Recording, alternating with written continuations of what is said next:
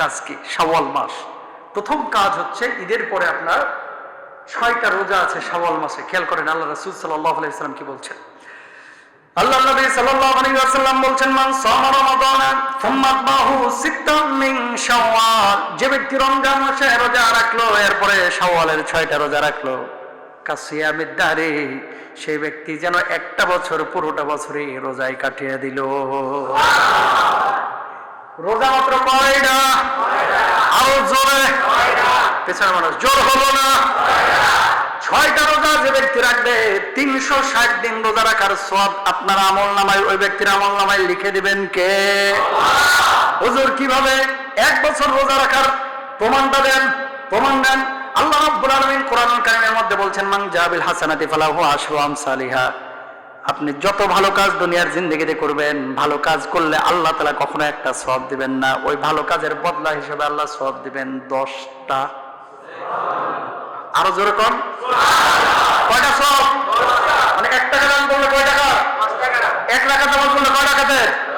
মানে আল্লাহ গুনাহ করলে, ধরেন আপনি একটা গুনাহ করেছেন, গুনাহ যেটা করেছেন সেটারই 10 গুণ গুনাহ মানে লেখা হয় না, কিন্তু সওয়াবের কোন কাজ যদি একটা করেন আল্লাহ তাআলা আপনার আমলনামায় সওয়াব লিখে দিবেন কয় গুণ? সুবহানাল্লাহ। রমজানের রোজা কয়টা? 30 এর সাথে 10 গুণ দিলে কত হয়? 30 এর সাথে 10 গুণ দিলে কত হয়?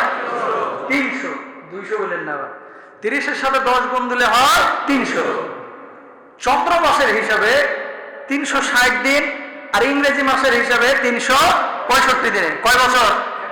1 বছর। তাহলে 300 দিন এই রমজানের রোজা রাখার কারণে রোজা রাখার সওয়াব হয়ে গেল। সুবহানাল্লাহ। হুজুর বাকি 60 দিনের কি খবর? রমজানের পরে শাওয়ালের রোজা কয়টা? 6 এর সাথে 10 গুণ দিলে কত? কত? কয়দিন হইলো যায়? সুবহানাল্লাহ বলেন। বুঝছেন তো? মানে শাওয়ালের 6 রোজা, রমজানের 30টা রোজা, এই 36টা রোজা কেউ যদি রাখলো আল্লাহ রাব্বুল আলামিন তার আমলনামায় পুরো বছরের সওয়াব দিয়ে দিল। রাখবেন না ইনশাআল্লাহ? কিন্তু এখানে একটা ঝামেলা আছে। হুজুর মেয়েদের যে মেনস্ট্রুয়েশনের কারণে বা মাসিকের কারণে যে রোজাগুলি রাখে নাই, এটা আগে রাখবে নাকি ওটা আগে রাখবে? জবাব হচ্ছে, মেনস্ট্রুয়েশনের কারণে যদি কোনো মা বোন রোজা রাখতে না পারে, শাওয়ালের রোজা রাখার আগে যদি সুযোগ হয় যে 4টা রোজা আছে আমার কাজা রোজা, আগে ফরজটা আদায় করে নেবে, তারপরে শাওয়ালেরটা রাখবে। বুঝছেন? আর যদি দেখে যে না অসুস্থতার কারণে রাখতে পারি নাই, শাওয়াল মাসে চলে যাচ্ছে, তাহলে শাওয়ালেরটা আগে রেখে দিবে, তারপরে ফরজের কাজাগুলো, কারণ ফরজের কাজা তো সারা বছরই রাখতে পারবেন, কিন্তু শাওয়ালটা সারা বছর থাকবে না, এটা খেয়াল রাখবেন।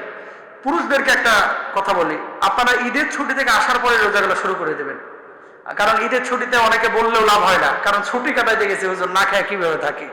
তো ঈদের ছুটির পরে যখন আসবেন, আসার পরেই 6টা রোজা রাখার চেষ্টা করবো তো ইনশাআল্লাহ। শাওয়াল মাস, এ মাসে আরো আমল আছে। রমজান যে শিক্ষাগুলো দিয়ে গেল, জিকির আজকার আছে, রমজান যে শিক্ষা দিয়ে গেল, কোরআন তেলাওয়াত আছে, এগুলো করবেন। শাওয়ালের পরপরই হজ্জের মৌসুম শুরু হয়ে যায়। আপনাদের কাছে রিকোয়েস্ট, রমজান যে শিক্ষাটা 11 মানে আমাদেরকে দিয়ে গেল, বাকি 11 মাসেও আমরা এই রমজানের শিক্ষাগুলো সবাই কাজে লাগাবো। এখন যেমন নামাজ পড়েছি, রমজানের বাইরেও আমরা নামাজ পড়ার চেষ্টা করবো, সবাই বলেন ইনশাআল্লাহ। চাঁদ রাতে বিশেষ কয়েকটা আমল রয়েছে, চাঁদ রাত্রে বিশেষ কিছু আমল রয়েছে। আল্লাহ রাসূল সাল্লাল্লাহু আলাইহি ওয়াসাল্লাম বলছেন, লাম তামুত কলবুহু ইয়াউমা তামুতুল কুলুব, বা লাম ইয়ামুত কলবুহু ইয়াউমা তামুতুল কুলুব। চাঁদ রাতে যারা রাত্রিকালীন সময়ে রাত জাগ্রত হয়ে আল্লাহর ইবাদত করবে, আল্লাহ রাব্বুল আলামিন কিয়ামতের ময়দানে সবার অন্তর যখন মারা যাবে, তাদের অন্তরগুলোকে তখনও জীবিত রাখবেন। চাঁদ রাতে চাঁদ ওঠার পরে প্রথম কাজ, দেখেন এই টেকনোলজি, তথ্য প্রযুক্তি যত আপডেট হচ্ছে, সুন্নাহ থেকে আমরা কিন্তু তত দূরে চলে যাচ্ছি। চাঁদ দেখা কমিটি যারা, ওনারাও ফাউন্ডেশনে বসেন বাইতুল মোকাররমে, আর আমরা বসি টেলিভিশন নিয়ে, চাঁদ দেখতে যাই না, কিন্তু যে দেখি ব্রেকিং নিউজ উঠতেছে কিনা, কথা কয় না।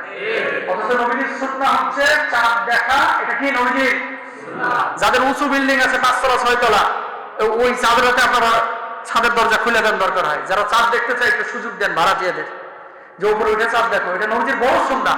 নবীজি ঈদের চাঁদ যখন দেখতেন, দেখার পরে দোয়া করে তারপরে মুচকি হাসতেন, সুবহানাল্লাহ। তা আপনারা চাঁদ দেখার এই সুন্নাহটা পালন করার চেষ্টা করবেন, 1 নাম্বার। 2 নাম্বার বিষয়, এশার নামাজ পড়বেন। চাঁদ রাত্রে অনেকে কেনাকাটা আর ওই যে রান্না বান্নার কাজে ব্যস্ত হয়ে যায়, এটা করবেন না, কেনাকাটা আগে সেরে ফেলবেন। চাঁদ রাত্রে রাত্রিকালীন সময়ে ঈশান নামাজের পরে কিছু কিয়ামুল লাইল করেন, রাত্রিকালীন সময় নামাজ পড়েন, আল্লাহর কাছে ইবাদত বন্দেগী করেন, জিকির আজকার করেন, তাসবিহ তাহলিল করেন, তারপরে রাতের মধ্যাংশ যখন চলে আসছে তাহাজ্জুদে একটু সময় দেন, এরপরে ঈদের নামাজ পড়েন। চাঁদ রাত্রে আল্লাহ সুবহানাহু ওয়া তাআলা দোয়া কবুল করেন।